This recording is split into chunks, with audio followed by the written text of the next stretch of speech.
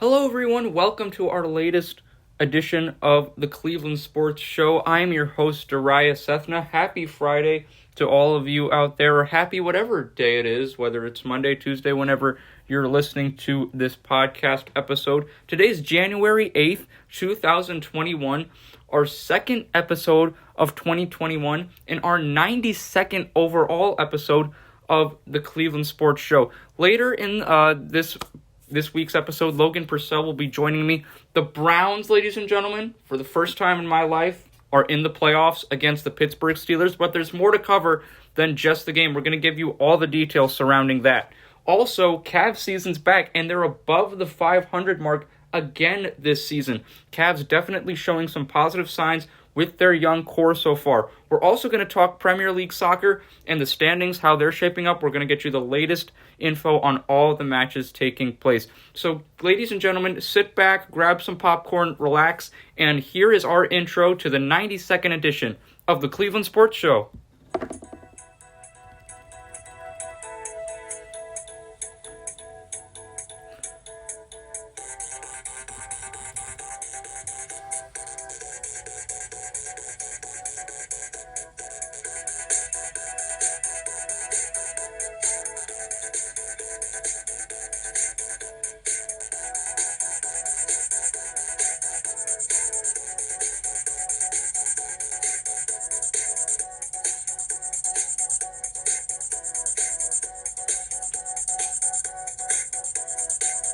Ladies and gentlemen, this is Darius Sethna of NordoniaHills.News, and the Cleveland Sports Show starts right now. Hello everyone, welcome to our latest edition of the Cleveland Sports Show. Once again, I am your host, Darius Sethna. Thank you so much for joining me this week. Speaking of joining, Nordonia freshman Logan Purcell is going to join us later in the show to talk about Cavs basketball, and man, the Browns are finally in the playoffs. This is the first time in both Logan and I's life this has happened. But first and foremost, ladies and gentlemen, it's time to get you caught up with your sports fact of the day. This sports fact of the day goes back a while.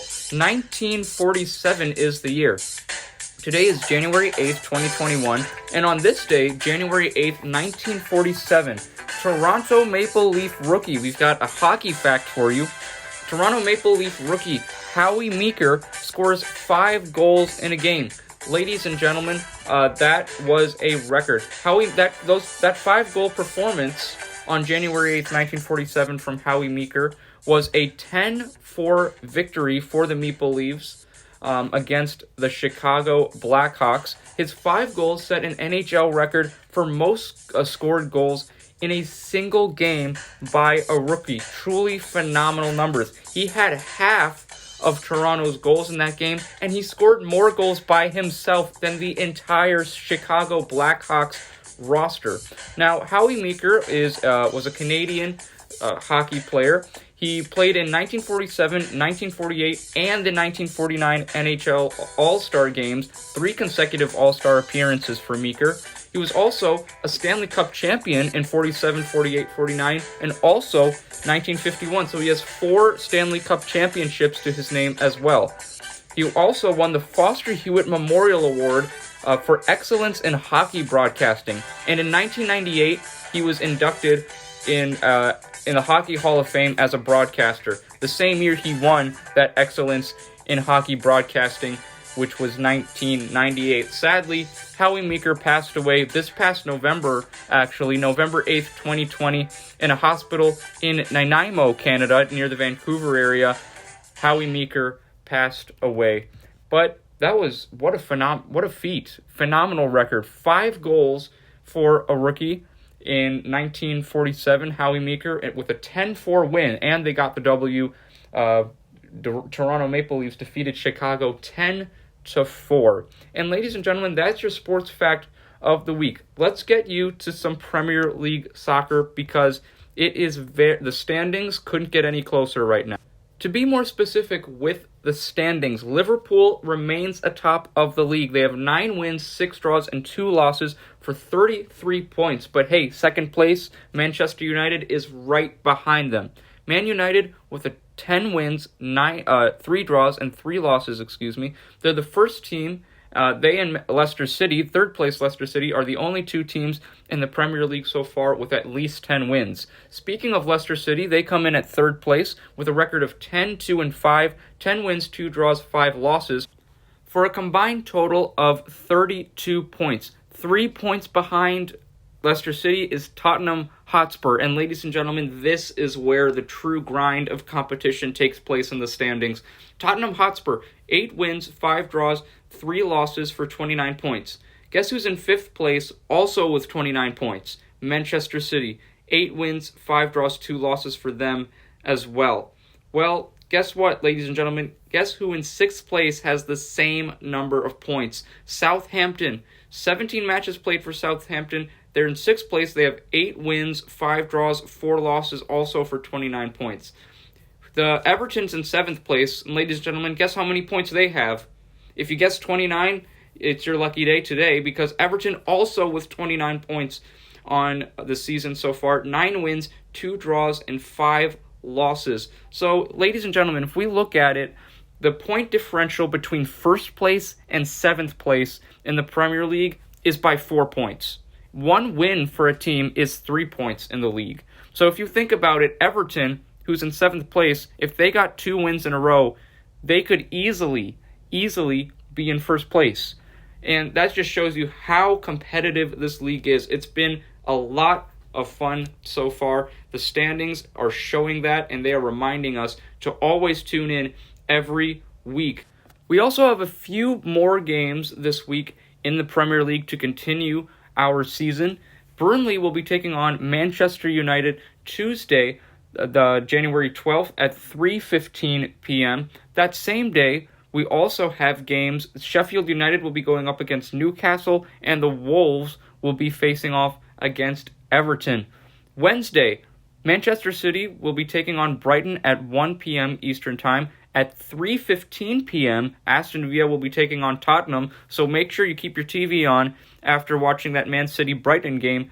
And then Thursday, we will also have a game at 3 p.m. The only game on Thursday will be Arsenal going up against Crystal Palace. One game Friday, the 15th for you. That'll be Fulham going up against Chelsea. That'll be at 3 p.m. Eastern Time, and then we have our slate of games going into the weekend, which includes the Wolves going up against West Brom next Saturday, as well as West Ham taking on Burnley at 10 a.m. next Saturday as well. In terms of stats, ladies and gentlemen, Mohamed Salah, number 1 goal scorer in the Premier League right now, 13 goals on the season. However, second place Son Heung-min of Tottenham Hotspur is not far behind at all. These goal-scoring statistics are just as high, or close would be the better word to describe it. They're just as close as the standings of the teams themselves. Son Heung-min of Tottenham Hotspur, 12 goals on the season so far. Bruno Fernandes, Dominic Calvert-Lewin, and Jamie Vardy all tied for 3rd place with 11 goals.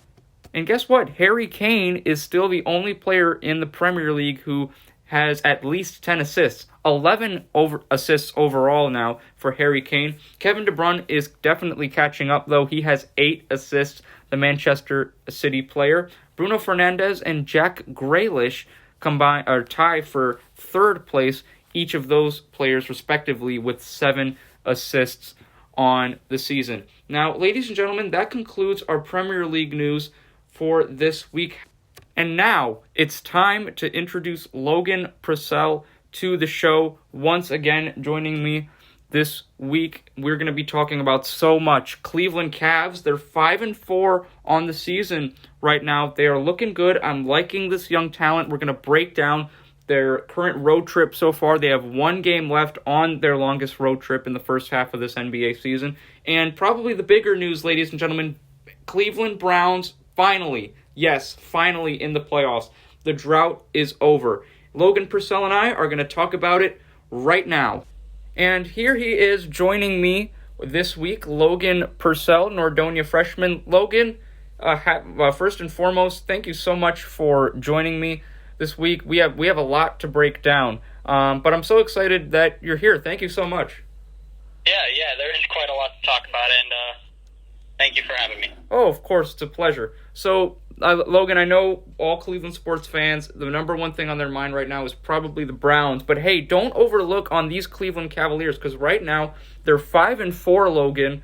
They're 8th place in the Eastern Conference, and they've had the majority of their road trip completed. They have one more game on the road. It'll be tomorrow at 8 p.m. at the Pfizer Forum in Milwaukee, Wisconsin. Giannis Antetokounmpo and the Bucks will be hosting Colin Sexton and the Cavs. Speaking of Colin Sexton, Logan, he didn't play in their victory over Memphis last night. Cavs won that game, as I mentioned. 94-90 was the final score. However, the road trip was kind of iffy in terms of their performances.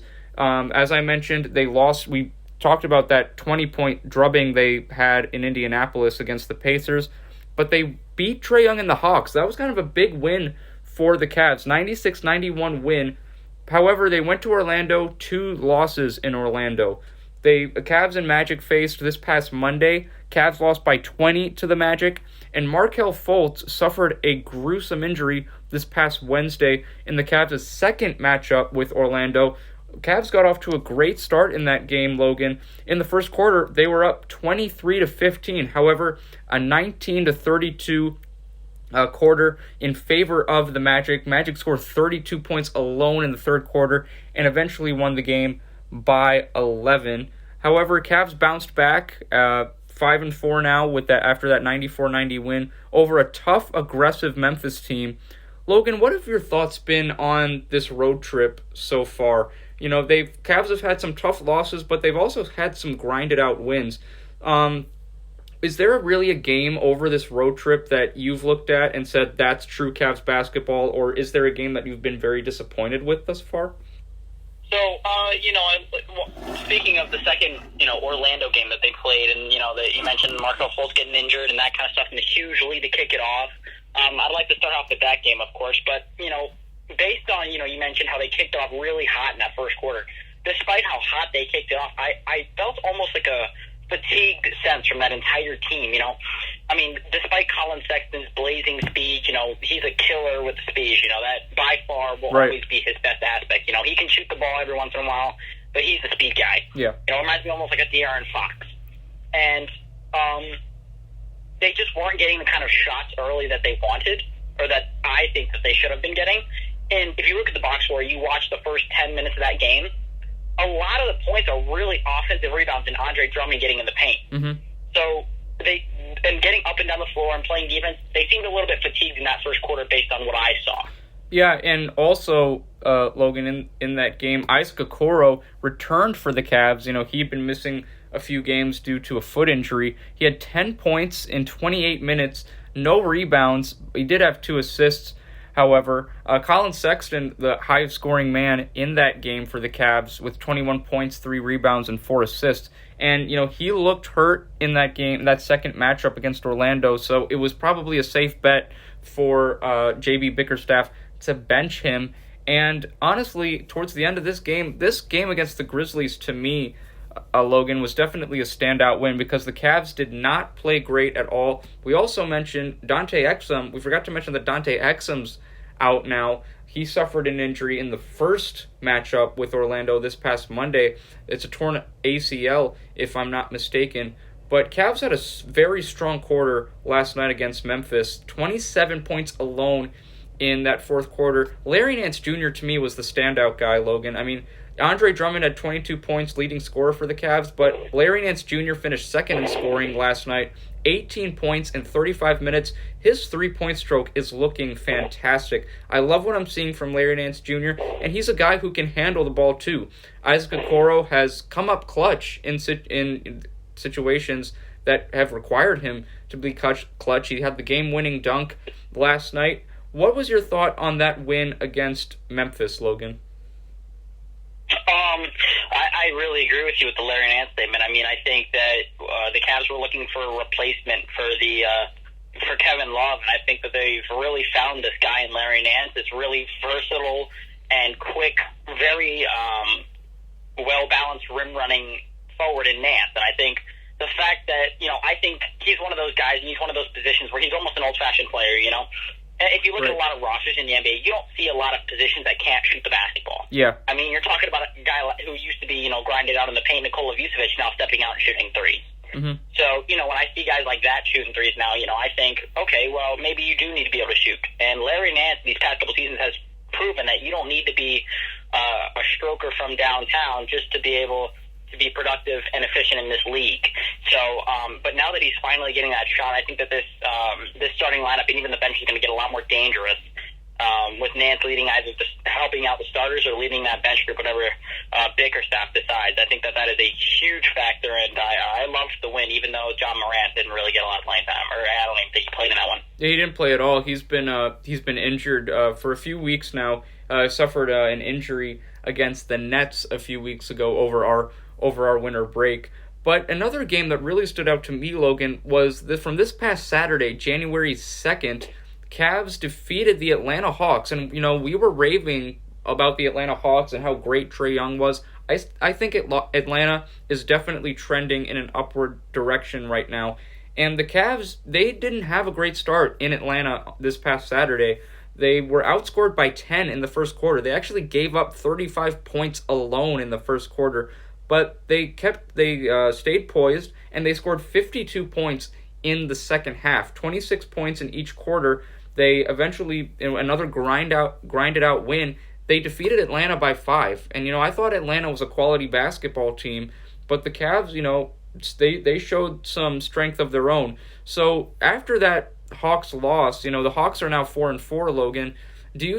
Are you kind of losing faith in the Atlanta Hawks?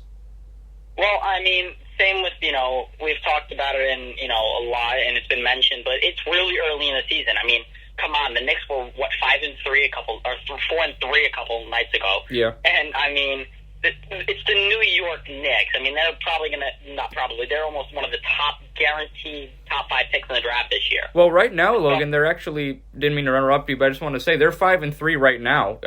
They've won 3 in a row. They're on a winning streak.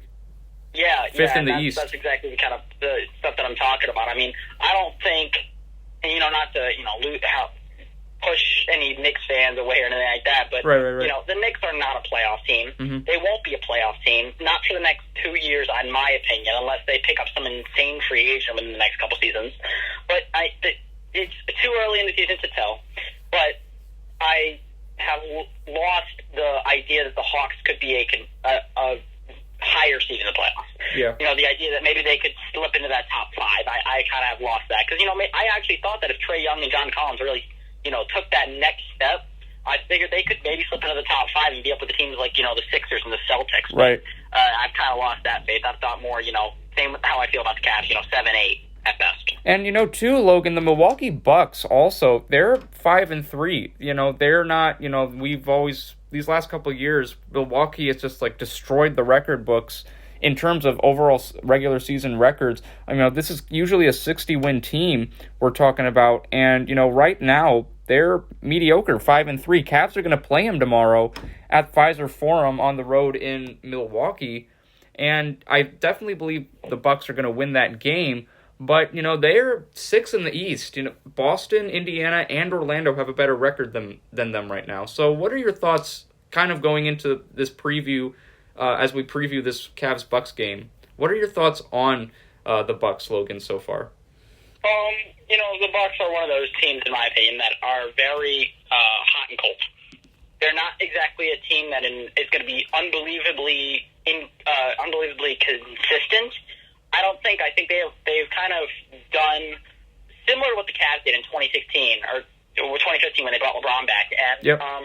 They kind of brought in that star player, or they built that star player of Giannis, and they surrounded him with shooters. I mean, when you think of, a guy like Eric Bledsoe, you think of a really good defender, a down-and-dirty defender, and a relatively solid shooter. When you think of Drew Holiday, you think of a scorer, a dude that can put his head down and shoot the basketball. When you think of Brook Lopez, you think of a solid defender and one of the better shooters that we have at the big man position in this league, in my opinion. That team is full of shooters. So they're a very hot and cold team. Giannis is going to drop his 35-40 a game, and you're going to have guys around him shooting the basketball. So, in my opinion, this upcoming game for the Cavs, I'm looking to see Giannis get stopped. If Isaac Okoro, whoever they decide, Larry Nance, whoever they decide to match up on Giannis, if they can keep him under 25 points, and the Cavs win that game or within, I'd say 5 or 6, I think it's a good day. I'm very, very big on stopping Giannis because if you stop Giannis, I think you stop every single. Think of it like a gear. If you stop that big middle gear, everything else stops working. But that's how I think this Bucks team is. Yeah. But also, Logan, you brought up some excellent points regarding how the Cavs certainly need to stop Giannis. That definitely needs to be part of the game plan. But the reason I'm still a little nervous, even if you stop Giannis, there's a guy by the name of Chris Middleton. And I know Chris Middleton, Logan, isn't Bradley Beal or Steph Curry, both of whom just finished with 60 points this week.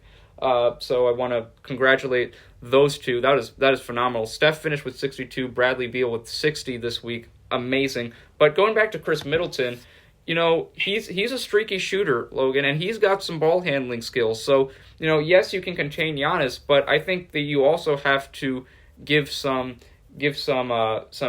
discussion points and some focus on Chris Middleton as well. What are your thoughts on that? Yeah, I definitely agree. But like I said, I think a lot of the reason that Chris Middleton has really emerged as a really good player is because of Giannis being around him.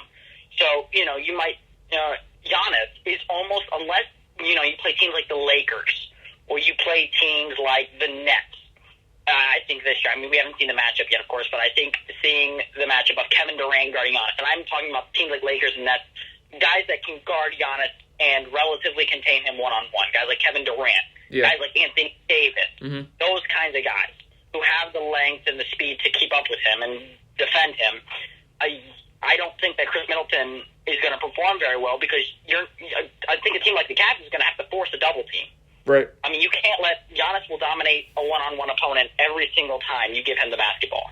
So the other teams are going to be double teaming, and I think that Chris Middleton has definitely emerged because of that. That's a huge factor. Now, not at all discrediting what he does, but I think that is a huge factor as to why he's become such a star in this league.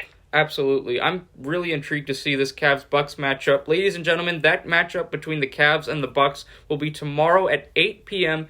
Eastern Time from Fiserv Forum in Milwaukee, Wisconsin. That will conclude the Cavs' grueling 6-game road trip. This upcoming Monday, the Cavs will be back home at Rocket Mortgage Fieldhouse in downtown Cleveland.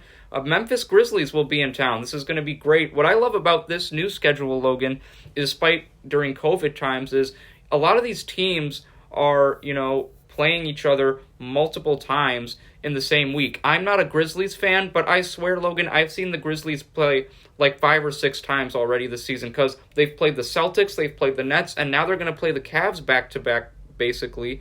And that game against Memphis will be Monday at 7 p.m. That'll be game 1 of 3 in a 3-game homestand for the Cavs. They'll also be going up against Utah and the New York Knicks this upcoming week at home.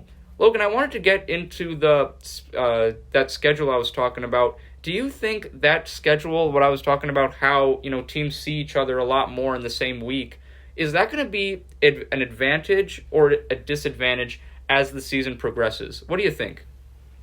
I definitely think it's based on, number one, the team that you are yourself, and then second of all, of course, who you are playing. Because, it is going to be a grueling season, obviously, 72 games I believe they're doing this year. But I think that it's going to be a lot more faster paced, and I think it's also going to be slowed down at the same time. I think early you're going to see a lot of, first half, you're going to see a lot of fast-paced play. Yeah.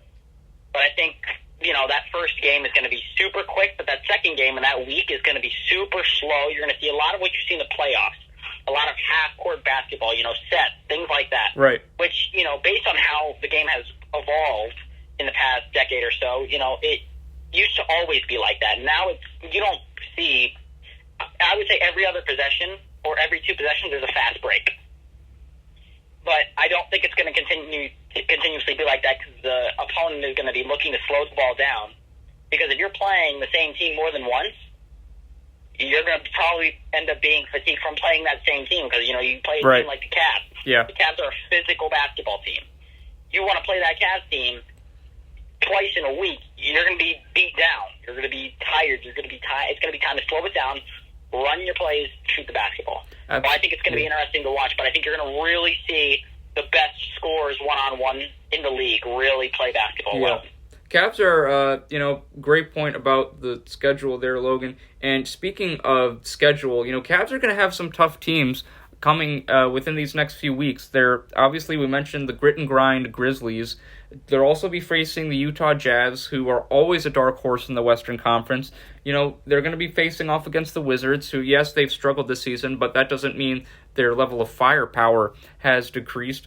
Nets will also come to Cleveland later this month. Cavs will be in Boston and will host the Lakers as well this month. So the Cavs, they're going to have their hands full in the rest of January, so you're definitely not going to want to miss out on those games. Logan and I will keep you informed on the Cavs schedule, but also I wanted to get into a little bit of the standings here before we talk Browns, Logan, for the NBA. We really haven't talked about the Western Conference as much. I always feel like we've been talking about the Sixers, the Celtics, obviously the Cavs, the Hawks. We really haven't had a chance to really dive deep into this Western Conference, and the Suns, the Phoenix Suns, Logan, have been phenomenal. They're 6-2 on the year right now. They just won their most recent game, 3-1 at home and on the road. The Chris Paul, Devin Booker backcourt has been working just as great as I thought it would, if not better. And then what really surprised me, Logan, is this Suns supporting cast. You've got guys like, Mikal Bridges stepping in. If you look at other players on the Suns roster, bringing it up right now, Jay Crowder's also there, Dario Saric, Etuan Moore, Langston Galloway. I like what I see from this team. Cameron Payne has come out of his shell, and I like what I'm seeing from this Suns team. What are your thoughts on the Western Conference leading Suns right now? Yeah, I think, a lot of credit does have to go to the supporting cast with the Suns. As you mentioned, the guys like Etuan Moore, Dario Saric. And I think Dario Saric was really good in Philadelphia. I just didn't feel like he was in the right situation with a really ball-dominant big like Joel Embiid. I just feel like he needed a place where he would be able to get the ball a little bit more. Maybe not, be a number one guy like I mentioned with Obi Toppin, but, maybe be a third or fourth option. And I think he's finally found that place in Phoenix. But at the same time, when I see something like this, you see a in my opinion, very dysfunctional young team last year on the Suns. A team that looked like they had nowhere to go. I think a lot of credit has to go to Chris Paul here. This veteran has obviously worked his magic. He came in to a nearly impossible situation with a dude that knows how to score the basketball but hasn't ever really competed. Mm-hmm. You're talking about a really a high ceiling for a really solid young center in DeAndre Ayton. Yeah. And a lot of really young supporting cast, because all those guys that you mentioned, not many of them are above 30 years old. A guy like Dario Saric, Langston Galloway, Cameron Payne, guys like that are not old guys. They're still young at the time that they are, and I think that they needed a veteran to come out and show them how to come out of their shell, how to really play basketball, and I think that a lot of credit here has to go to Chris Paul. But I really like this team, and this team has done exactly what I think we talked about right as the season was beginning, and I think this team could really slip in at a 6 or 7 seed. Yeah, definitely agree. I also think head coach Monty Williams has done a phenomenal job in Phoenix. As you may have known, Logan, in the bubble this past summer, Phoenix didn't make the playoffs, but those 8 games, those seeding games, they went 8-0. They won all their 8 seeding games, but we know how tight the Western Conference was. It just wasn't enough, and it looks like the Suns are continuing on that right path. As I mentioned, 6-2. They're 5-2 against conference opponents. So very excited to see what Chris Paul and Devin Booker will be able to muster up. Last but certainly not least, Logan, you were talking about the Warriors last week, how you were kind of disappointed with them and how their season had been going. Right now, Golden State's 4-4. They just lost their most recent game to the Los Angeles Clippers by 7. They're going to play the Clippers again tonight. Steph Curry had a 62-point masterpiece this past Sunday against the Trailblazers, Logan. I don't know if he was had some extra energy that the Browns maybe made the playoffs, but it's most likely not the case. However, what was your thought on that 62-point performance and how Steph's been able to kind of propel the Warriors, and what do they need to do without Klay Thompson to find that competitive energy? Yeah, so unfortunately I wasn't able to get to watch that game, but I watched the highlights of that game, and what I saw from that game might be a little bit more surprising than what you might believe. I saw, of course, the threes and the layups and the contested finishes and all the 62 points that Curry dropped that night, but what I saw were some really good passing by Steph Curry. No, from the team, don't get me wrong, great ball movement all around, but what I really saw was Steph Curry moving the ball. And, in my opinion, Steph Curry's always been a solid passer, but, I can't say that I've ever seen him pass the ball the way that he did that night.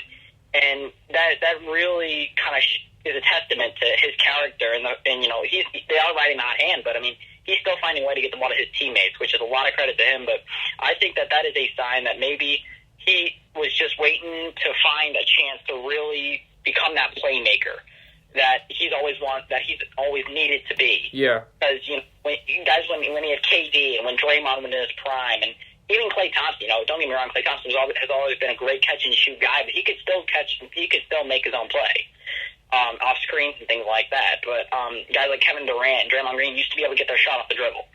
So he never really had to take that playmaker role, but I think that night he did a phenomenal job of moving the ball as well as getting his own shot.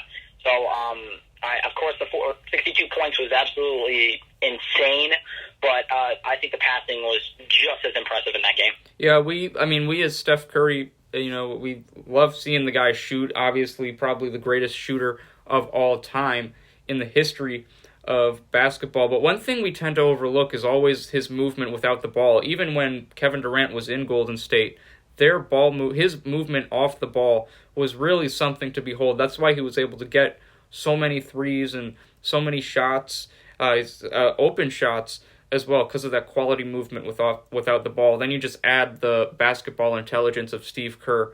But it's even record-wise, they still need Klay. They're, as I mentioned, 4-4. They're really going to be. It seems like, based on what I've seen so far this season, they're really going to be fighting for that last playoff spot. But we'll see. They play the Clippers tonight in San Francisco in the Bay Area, and we'll be very excited to see that as well. But as I mentioned, ladies and gentlemen, Cavs-Bucks tomorrow, 8 p.m. from Pfizer Forum. And yes, it's finally time, the moment you've been waiting for. It's time to discuss the Cleveland Browns. Logan, Browns overall finished third in the AFC North, but they had a huge win against the Pittsburgh Steelers this past Sunday. It was the Browns were kind of pulling away there, but in the third quarter, second half, Pittsburgh put the gas pedal on. They scored 13 points alone in the fourth quarter. Browns won this one by the skin of their teeth, 24-22 victory. And we also saw, Logan, that the Browns, obviously finally in the playoffs, they're going to play the Steelers again this upcoming Sunday, but it's not going to be in Cleveland. It'll be at Heinz Field in Pittsburgh. And we also heard the devastating news that Kevin Stefanski, who tested positive for COVID-19, has to follow the 10-day rule of not being in contact with anyone. That was a rule established by the NFL. So Mike Frafer is going to act as the head coach this upcoming Sunday against the Pittsburgh Steelers, but it doesn't end there, Logan. Other players will also be missing the game for the Browns. Joel Bitonio and wide receiver Kaderil Hodge will also miss the game after testing positive. But right now, Denzel Ward is back. As we know right now, Baker Mayfield obviously there, Kareem Hunt, you have Nick Chubb. There are so many storylines to take, and this game hasn't even been played yet, Logan. So my overall thoughts. Let's start on this past Sunday's game with Browns and Steelers. Overall, what were your overall thoughts? The Browns obviously had a strong start. They were up 10-6 at half. They extended that lead in the third quarter, but that fourth quarter gave me a big scare. So what were your overall thoughts on this Browns win, this critical Browns win? Yeah. If I had to use one word to describe this Browns game, it has to be concern. I was really concerned watching the fourth quarter of that game. They pulled away in the first three quarters, but at the same time, you're talking about the two undebatable best defensive players on that team, Cameron Hayward and T.J. Watt, out. Yeah. And you're talking about Mason Rudolph at quarterback, which, is no scrub by any means, but, he isn't Ben Roethlisberger either. So I'm really concerned with the finish to that game and how quickly the Steelers were able to drive down that field. And like I said, don't get me wrong, that Steelers team was undermanned, but, it wasn't a team full of nobodies. They still had Juju Smith-Schuster playing there. They still had Chase Claypool in the game. I mean, Juju caught the near game-saving touchdown at the end of that game. But I think that this Browns team is going to have to step it up and play better than that, because if they put up that kind of performance against the Pittsburgh Steelers this upcoming Sunday night, they are going to be out of this wild card round so fast that I think a lot of Browns fans are going to be surprised. And, also, Logan, we just talked about this game, and it's going to be harder for the Browns because Ben Roethlisberger is going to be back. We mentioned the other T.J. Watt and Hayward are also going to be back for Pittsburgh. And, Mike Tomlin, this is a very, very smart coach, so he knows how to, get the right pieces going.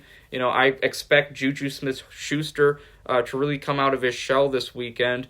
And what's worse for the Browns, Logan, is that Kevin Stefanski's out. So let's kind of talk about that. Let's go to that storyline right now. How do you think Kevin Stefanski's absence and now being replaced by Mike Prefer is going to change the dynamic of the team? Do you think that that'll have a major impact on the team, or do you think that Prefer, because Prefer has said that he's going to be an extension of Stefanski, do you think Stefanski not being there is, going to really play a devastating impact for the Browns?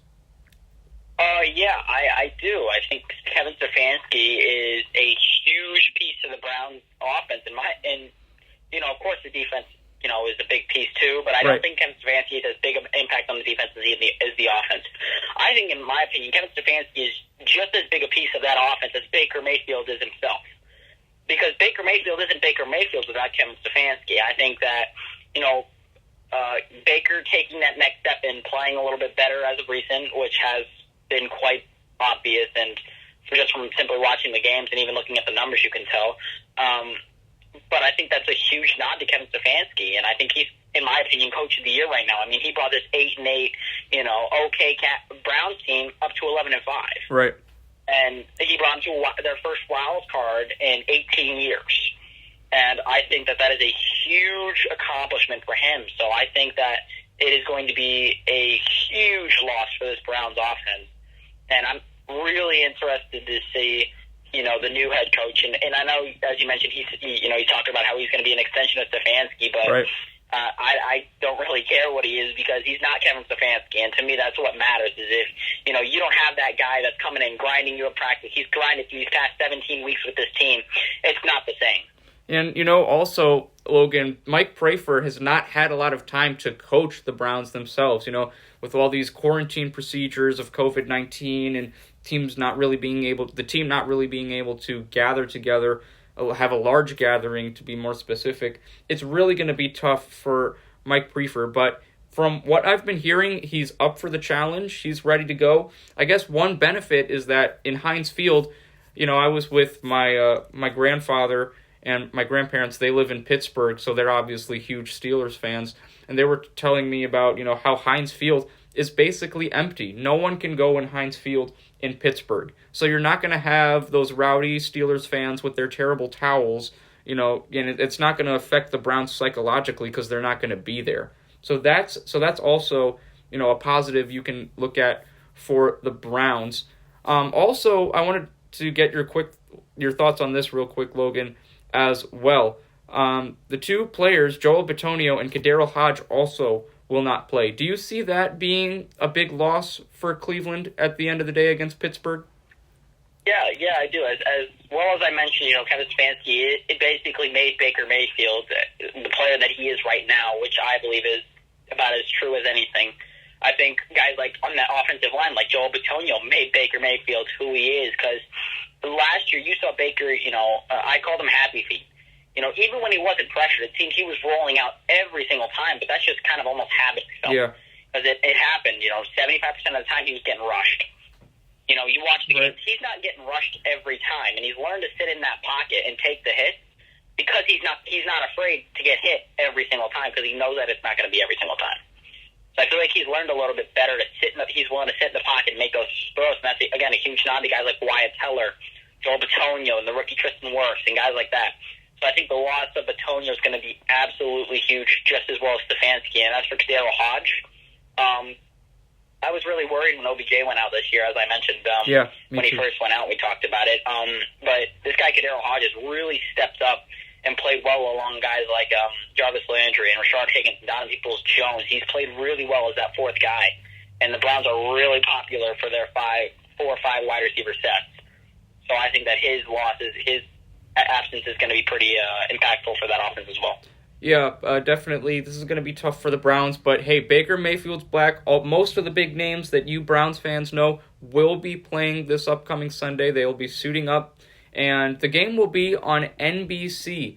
To be more specific on the time for you, ladies and gentlemen, the game will begin at 8:15 p.m. Browns, if you're a hardcore Browns fan, you probably already knew that, but it's going to be live on NBC. Browns at Steelers from Heinz Field in Pittsburgh, Pennsylvania. No head coach for the Browns. Kevin Stefanski will be out with those positive COVID tests. Logan, it's finally time for you to make your prediction. I always ask you what your prediction is going to be every Browns weekend. Are the Browns going to advance in these playoffs, or are they going to go home?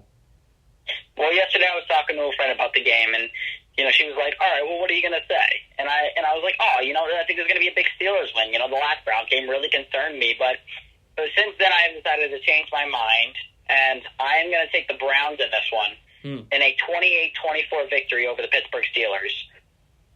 Really? Wow.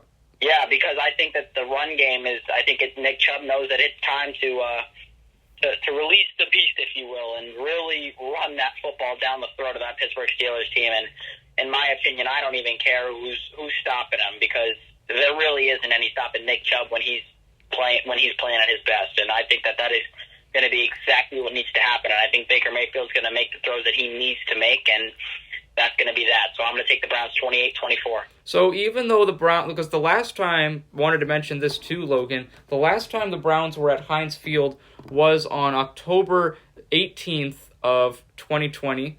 They obviously played the Steelers, and Steelers destroyed Cleveland 38-7. Now, yes, Baker Mayfield has certainly grown, has had a monumental growth spurt actually in those last few months since then. But did that play any factor in your concern? Does that play a factor for your concern of the Browns? Well, in this case, I don't think it really does, because if you think about it, although it isn't that as long ago, you're talking about. I think this is a completely different Browns team. You're talking about a Browns team in Week 1 that got absolutely smacked and punched in the mouth by the Baltimore Ravens. 38-6, I believe that was the score. Yeah, absolutely punched in the mouth. Then they come back just as of recent, a few weeks ago, and barely lost in what might be one of the best games I've ever seen in my life. Mm-hmm. So I think this is a completely different Browns team, and I think Baker Mayfield's hungry, and I think he knows that his time to prove himself and prove his money is now. So I think this is a really different Browns team than you saw against that Pittsburgh Steelers team. Yeah, Cleveland fans, let's keep our fingers crossed. Browns Steelers on NBC, 8:15 p.m. this upcoming Sunday. But before we get into some quick Indians news, Logan, our other NFL wildcard games that will be taking place this weekend, let's discuss those. We have a slate of games, so if you're a football fan, this weekend is going to be the best weekend for you because you won't have to do anything. You can just be on your couch all day and watch football. It starts Saturday at 1:05. Colts will be taking on the Bills. Rams will be facing off against the Seahawks at 4:40. And also, Buccaneers will be taking on the Washington football team tomorrow at 8:15 p.m. So let's start with the Saturday games. Logan, which one are you most looking forward to seeing on Saturday? Well, I'm really looking forward to see the Bills game. Mm-hmm. I think that that Bills game against the Colts, right? Yes, Colts, yep. Yes. The Bills against the Colts. I think that's going to be probably the best game because I think that Colts defense is real, and I think that Colts defense, right up there with the Pittsburgh Steelers, is going to be the best defense in the NFL. I think both of those defenses can force turnovers, and I think both those defenses have the ability to stop the run. But what I'm really interested is seeing Josh Allen, who might just be in the MVP conversation with Aaron Rodgers, which I think Aaron Rodgers ran away with it, but I think Josh Allen is a distant second. Yeah, he's been fantastic. And I think you got to put Stephon Diggs up in there as well, and Stephon Diggs has had a career season. So I'm really interested to see this duo go up against probably the number one or number two defense in the NFL. And also, Logan, let's talk about Sunday's games as well. We just talked about Browns-Steelers, so let's leave that one out of the equation. So the other two games this upcoming Sunday, Ravens going up against the Titans, and then Chicago Bears in New Orleans for a matchup with the Saints. Which of those two matchups are you more intrigued by? Well, I mean, it is the Bears and the Saints, so I can't be all that intrigued about that. I think the Saints are going to absolutely kill them. I don't think it's going to be much of a game. Mm-hmm. But I am really, really excited for this Ravens-Titans matchup because, despite the Browns already beating the Titans once and losing to the Ravens twice, I think the Browns, if assuming a win, right, would much rather see the Ravens again than see those Titans because I think Derrick Henry is the best back in the NFL, and Derrick Henry is only in his cage for so long. And as for the Ravens, Lamar Jackson is a great player, but he's a quarterback, so he's not going to be as willing to take hits as a big 6-foot dude like Derrick Henry at running back is. Right. So I think the Browns would much prefer to play a team like the Ravens. But what interests me about the game is both teams are high octane, and neither defense is really anything more than above average. So I think it's going to be a hugely contested, high-scoring affair between both of those teams. So, quick question for you, Logan. Even with the Ravens beating the Browns twice this season, you would still rather have the Browns face off against the Ravens? Explain to me why do you think that a little bit? Well, I mean, we've been giving Kevin Stefanski a lot of credit as head coach of the Cleveland Browns, and I mean, as a head coach, I think we can all agree that the more you play a team, then the more consistent you're going to understand how they traverse and how they work as a team. I mean, they've seen the Titans once, and it's quite simple. It's quite easy in the NFL to just throw something completely different at a team that you've already played. But the Ravens aren't, in my opinion, as versatile offensively. Despite having a guy that can throw the football fairly well in Lamar Jackson and a bunch of really solid receivers, they don't really have any A-plus players, but not named Lamar Jackson on that offense, in my opinion. When you think about the Titans, one name comes to mind, and that's Derrick Henry. Yeah. And on a board of, the best players or the most unstoppable offensive players in the NFL, Derrick Henry absolutely kills Lamar Jackson, in my opinion. Because all you got to do with Lamar Jackson is keep him in the pocket. Right. And, don't get me wrong, that is no simple task. But Derrick Henry, I mean, his knee's in your mouth if you try to tackle him. Right. So I think that Kevin Stefanski would if he's as good of a coach as we've all mentioned and as I've given him credit to be, he would know how to make the adjustments, and he would figure out a way to beat this Ravens team. But I would much rather play a team that you've already played multiple times than go against a team that you've only beaten once, and it was a rough one. Yeah, certainly excited. This weekend is going to be great for NFL ratings. So excited to see that Browns-Steelers game on Sunday. Well, NFL news is over. Logan, I wanted to talk about one last thing. We're actually going to talk about baseball for the next couple of minutes. And Cleveland fans, we've been super happy. What a bittersweet week for Cleveland fans, because Browns make the playoffs, but in that same week, Francisco Lindor leaves the Cleveland Indians. He is out. He's signed with the New York Mets. So if we look at this Indians roster now, Logan, Shane Bieber's there, Jose Ramirez, Josh Naylor, Tristan McKenzie, I think, has a very bright future ahead of him. Roberto Perez is there too.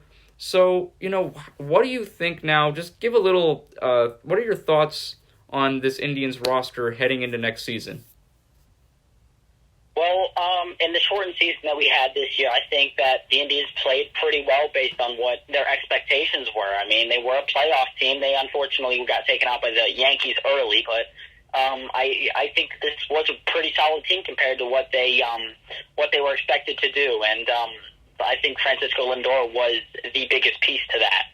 And I think that the trade that they decided to make with him was a really, really questionable one. I understand that, he might have been on his way out of Cleveland, or he might have been already preparing to sign, or whatever, this or that or that. And, they just don't – I don't think the Indians could have afforded to lose their best player.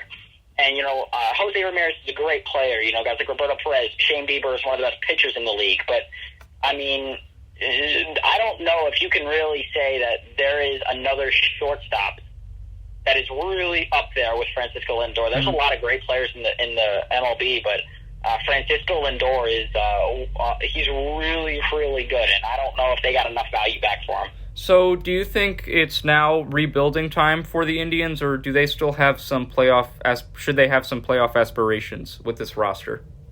Well, I mean, I'm going to compare this to the NBA, right? So If you think about it, the Charlotte Hornets, for instance, right?